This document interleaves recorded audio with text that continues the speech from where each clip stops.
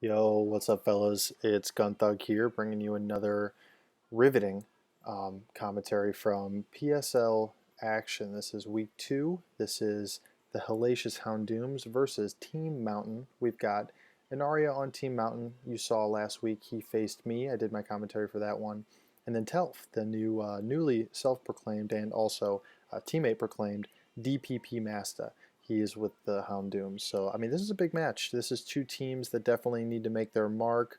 Houndooms had a big win last week over Explos, so they're trying to keep it rolling. Mountain trying to overcome, literally a mountain of smack talk and people doubters and people that think that they're going to be terrible this year. And you know what?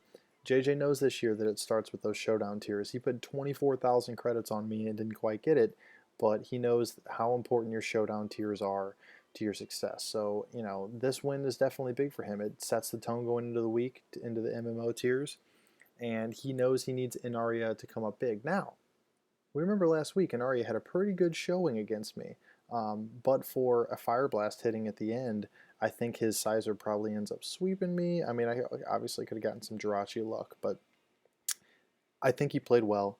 I think he's only going to get more used to the tier as he continues playing it. And Telf is under a lot of pressure here to replicate the success he had last week in his big upset win over RoboFiend. Speaking of that match, RoboFiend versus Rigamorty happened later today, so we had a nice little double dose of DPP action. I'm going to bring you that commentary as soon as possible because I thought that was an awesome match to watch. I think we all enjoyed watching that match. Great ending. Can't wait to give you my thoughts on it. Why don't I give you my thoughts on this one though? Why don't we get started? What I want to talk about right away is just, and I've been stressing this, and I'm going to continue to stress it, how important the lead decision is in DPP. This is a beta game with extremely powerful attackers that can set up at the drop of a hat, and momentum is everything. In the very, very first turn, you will begin to either grab or forfeit momentum. We're going to see here what happens when you pick the wrong lead for the wrong situation and how it can put you on your back foot to start the game, send you reeling backwards. Nari is going to go Zapdos, Telf's going to go Metagross. And so what we're going to see here is that Metagross can't do all that much to Zapdos. I mean, Metagross rarely carry. I think Ice Punch would be the move that can hit a Zapdos, but he knows the Zapdos is going to be faster. He knows it's probably carrying Heat Wave, or at the very least Thunderbolt, which is going to be a two-hit KO with relatively weak special defense. So, he's scared out here. He's not going to use. I mean, he could suicide and set rocks, but I think Telf had bigger plans for this Metagross. He wants it to fulfill its job throughout the match, so he didn't want it to be a suicide lead. So immediately he's on the back foot switching out. It turns out we're going to get a defensive Zapdos here from Inaria. It's going to hide behind that sub. The nice thing about pressure with Zapdos is that it's got incredible natural bulk. It's going to drain PP from your opponent. We're going to see Inaria actually misplay with the Zapdos later to sack it, but it does put in decent work this match. So Blissy's forced to take it out from behind that sub. You never want to leave a Zapdos with a sub up. You don't want to leave many Pokemon with a sub up just because it makes it that much more difficult for other Pokemon to switch in. So Blissey is then roared out, and we're going to see a third team member. So that's just a couple turns gone by, and Inaria is already, with his Zapdos, managed to scout half of Telf's team. It's great work. That's the power of a good lead. All the momentum on his side now. And he's gonna play with the advantage of knowing three of Telf's Pokemon now. Telf's gonna go back into Blissey, which I thought was a little predictable. It's predictable, but did Inaria take advantage of it? I don't know. Heatran is obviously a Pokemon that can handle Blissey. They often carry Explosion just to handle Blissey, but I've always seen that as almost a last resort. Heatran's such a strong Pokemon. It's a Pokemon you really don't want to be getting rid of before it's done work for your team. Gotten rid of some of the Pokemon it's supposed to get rid of, walled the Pokemon it's supposed to wall, revenge the Pokemon it's supposed to revenge. So he's going to go for the Earth Power here and promptly get parried. I can't. I'm drawing a blank right now. I've only watched this replay once through, I think. So I'm drawing a blank of the rest of Inaria's team. I don't know if he really had a good Thunder Wave switch in. I mean, is there a good Thunder Wave switch in this gen? Unfortunately, Thunder Wave affects Electric Pokemon in this gen. So Zapdos would have still gotten parried. It does make any sense that a Pokemon that's electric could be, paralyzed. I much prefer the later gen mechanics in that regard. But hey, it's one area where Pokemon is a step ahead of this wonderful, bright, shining metagame. So he's gonna soak up the para there with Heatran, and then he's gonna say, you know what, I'm tired of you, Blissey. You're gone. Doesn't quite kill it, which tells me it's probably a timid Heatran or timid or modest or something. Usually, I don't know. I'm always torn between running minus defense and minus attack on an explosion Heatran. Does the extra attack really matter? Well, as you can see, it kind of does. Maybe it doesn't, though. I mean, is this Blissey really going to have a chance to heal back up? Probably not. So he's got a Breloom. I will say, with regards to team building, if you're going to run something like Explosion Heatran to get rid of Blissey, I would love to see someone taking a little more advantage of that. I think Zapdos would probably be a good play there to go in on that Blissey. That Blissey had, what, 8% health left? Zapdos is going to take that down with Thunderbolt, and it's a lot more versatile than a Breloom. He had a chance to maybe not show his Breloom so early, and I think that may have proved beneficial down the line, because I mean, he knows he's got Gliscor, which is generally a pretty solid Breloom answer, but he manages to get the sleep off. So obviously Gliscor is going to be a lot less effective when it's slept. He's going to go to Zapdos. Telf's going to go to Zapdos here as Inarin goes to Swampert. Now, here's, Swampert's got a lot of different moves it can run, but most people, a lot of experienced players will end up slapping Protect on a defensive Swampert. And I think this match is about the, but if anyone ever wants to argue for why you should run Protect on Swampert, you might as well just show this replay, because this replay exemplifies just how valuable that extra turn of scouting can be. He throws up a Protect here on this Zapdos. I mean, most of the time, as I've been talking about, a Zapdos is going to carry Thunderbolt, HP Ice, sometimes Heat Wave, and is going to have to switch out on Swampert. Maybe it's carrying Toxic. Usually it's going to have to switch out on Swampert. So I think the worst case there for Inarin was a switch out, because it's a wasted Protect pretty much. But he catches him going for the HP Grass. Now, Telf. I said last week in my video that I do not think HP Grass is worth it on Zapdos. I just don't. You've got HP Grass on your Zapdos. You've got a Swampert in front of you, and you weren't able to do anything to that Swampert due to a little scouting, and now you've just become extremely vulnerable to a variety of different Pokemon. So he's going to predict the switch there. Good predict by Telf. Now this is where it gets a little.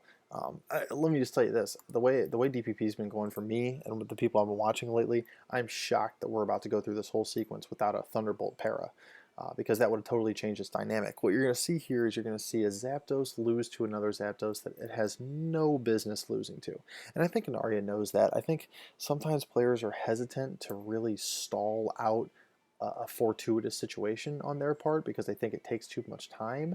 But I mean, when you've got the advantage, such as Inarin does in a situation like this, I think you've got to play it out. And I'll show you what happens. I'll just let you watch it. So, Telf's going for all sorts of RNG right now. I think he was going for the burn there. He knows Telf's definitely faster at this point. All right, he definitely has the speed. And Ari's going to throw up a sub. This whole time, every Thunderbolt's sucking 2 PP out from pressure. So Inarin is winning the war here. He may be losing the battle because he's the one losing health, but he's winning the war until right here. So we saw this last Thunderbolt from Telf Zapdos do 37%. The one before did around 40%. What you do not want to happen is you do not want to be in 2-hit KO range, because then if you don't heal between those two moves, you're dead. What happens? He hits him with a Thunderbolt, and he goes for the greedy damage. What is 36 extra percent on his Zapdos going to do if he kills you? Why not just roost there? If he roosts there, he goes up to back about 80% health. Puts Telf's Thunderbolt PP is dwindling by the second. You've got all day to tick damage away on this Zapdos. I don't know why you throw in the towel there, which is exactly what he does. But he's going to salvage it. He's going to go to Swampert. He's going to soak up the Thunderbolt. He now knows Hidden Power Grass is coming, and so where's he going to go? To the reason you don't run HP Grass on Zapdos. I mean,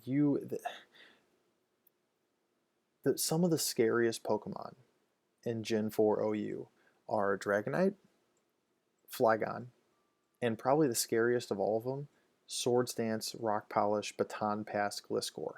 Any sort of Gliscor that either sets up on its own or sets up and then passes those stats to someone else is extremely scary. It's not something you want to set up. And if you're running Thunderbolt, Hidden Power Grass, and Heat Wave for your coverage, you're going to let all three of those Pokemon set up all over you. And that's just a dangerous situation to be in. He gets caught here. Luckily for Telf, it seems to be a Choice Band Dragonite, although it will not be luckily for Telf later on in this match. So he finds this a good opportunity to bring in Gliscor. I mean, I'll tell you what, that's a Dragon Dance Dragonite, and he brings in Gliscor on the Dragon Dance, a sleeping Gliscor. That Dragonite's at +2. And there's nothing Telf can do to stop a +2 Dragonite. In fact, there's a kind of a peculiar thing about Telf's team, and I'll talk about it once the whole team's revealed. But we've got, he goes back to Swampert here. He's just going to take him out. I thought that was a good opportunity to lay rocks if this is a Stealth Rock Swampert. But once again, we're seeing an unbelievable use of Protect to scout out movesets. Now, I wouldn't even usually, especially on a lead Metagross, well, I think lead Metagross has a reason to run Grass, not because Swampert is such a popular lead, but I don't know if I would use Protect on a Metagross. What's it going to do? Usually Metagross is scared out by a Swampert. Now, Metagross came in after the death, so it's obviously coming in to revenge Swampert. I think at that point, you definitely want to be a little cautious about what it could be carrying, where it would come in to try to revenge you. But still, I'm praising the instincts of an Aria right there. That was a really good Protect.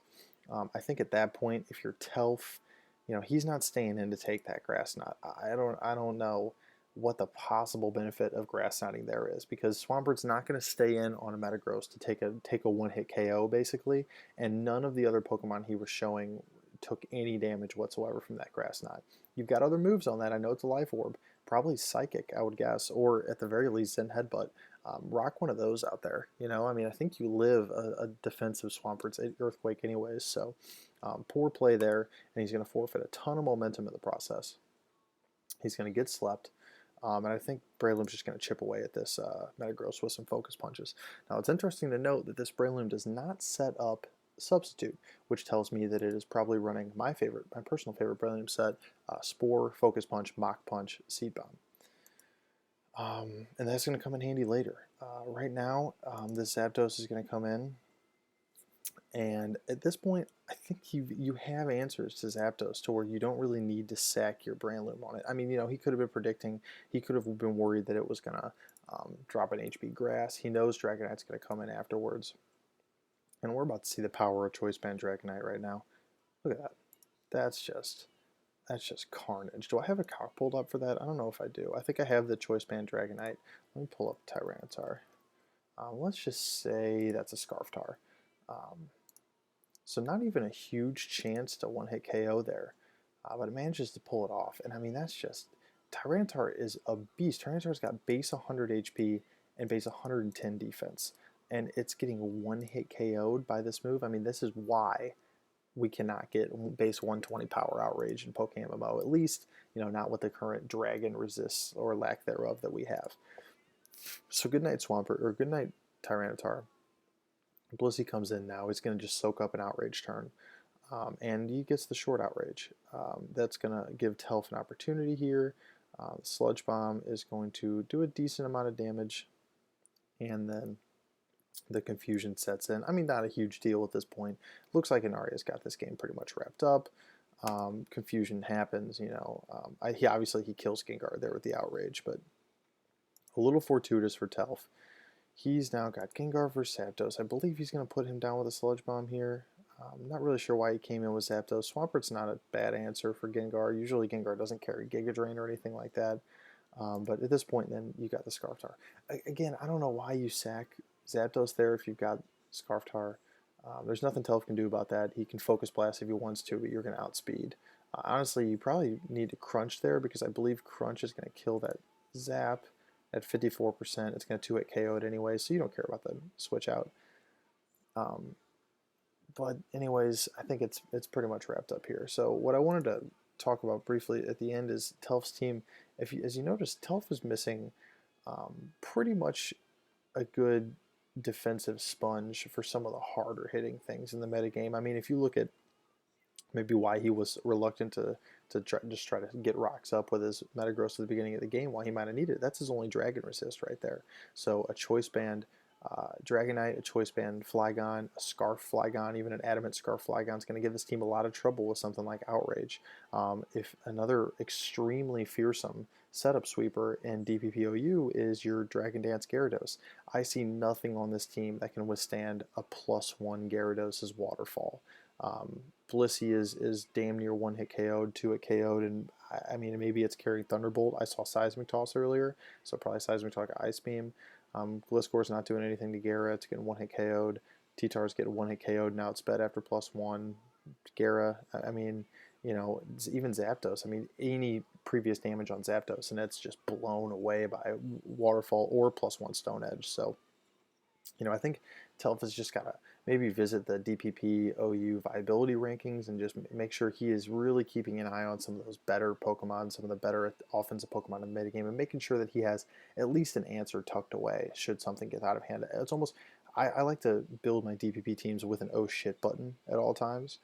Sometimes it's Scarf Jirachi. Actually, a lot of the times it's Scarf Jirachi. But you really do have to watch it because you know in the blink of an eye you can be up 5-1 and the last Pokemon revealed is something like a Swords Dance Sizer, Dragon Dance Gyarados, and you just look at your team and your stomach sinks because you realize that you're about to lose when after being up 5-1 because you didn't keep that oh shit button.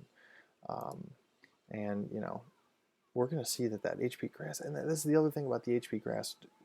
It's not even going to do that much to Swampert. I mean, that's a decent chunk, but is it worth sacrificing the ability to hit Gliscor, Dragonite, and Flygon to do what 60% to Swampert? When, by the way, you're carrying a Grass Knot Metagross anyways. I think it's a no-brainer to run HP Ice on your Zapdos. That's and that's I feel strongly about that, as you can see, because I keep bitching about it, but this one's going to eventually end. We thought there might be some dramatics with a Stone Edge miss, and there was not. So Tyranitar puts it away, and that's going to do it. So solid performance from Minaria, and hopefully hope to see more growth out of him this year. Telf will bounce back from this. He'll be fine, and I think this is going to be a close matchup this week. So stay tuned. I'm definitely going to do another commentary, probably for RoboFiend Riga sometime tomorrow. But until then, I will see you all later.